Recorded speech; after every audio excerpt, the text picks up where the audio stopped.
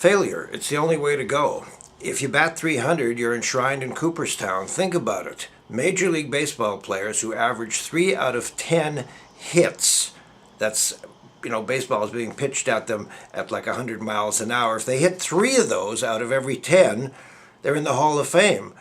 Now reverse the numbers, which means that the highest paid athletes in the world fail 7 times out of 10, 70% of the time. So what are ordinary folks like you and me supposed to do? The great Irish playwright Samuel Beckett said it best: fail, fail again, fail better.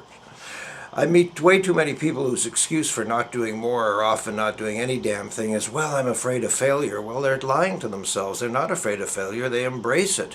The fact is they're afraid of success.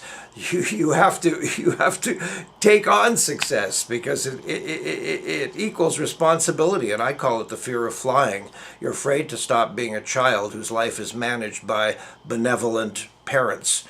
Time to grow up, sport. Simple fact of life is that we are like those top-tier ball players who fail more than 70% of the time. And what about all that legion of professional golfers who win one tournament every 6 years and still make $20 million during the same period? Only Tiger, Rory, Jack, Arnie, a handful win many, many tournaments, and their winnings need a team of full-time accountants to keep track. All of us are doomed to screw up much of what we do most days. We'll miss opportunities, we'll not see the forest for the trees, we'll stay firmly lodged in the middle of the pack, not because we're nitwits, but simply because that's the way it is. So, what are we supposed to do about all this? Simple. Fail. Fail again. Fail better. Most of us have some small triumph every day. It could be the tiniest accomplishment. It doesn't have to be a Tony, an Oscar, a Grammy, an Emmy, the Pulitzer, a Nobel, or the Order of Canada. But guess what? It's all yours. If you did it, you did it. It's a good thing. It works. You can go to bed tonight with a little giggle of satisfaction. Put together enough of those little moments, and what you find is that failures flow off your back like the minor irritations that they really are. Now, what about that big project? Do you have the courage to quit your job and open your own business, move to another town, province, country, or continent, leave that miserable partner, and go through life alone for a little while until the next possible mate comes along? Sure you do.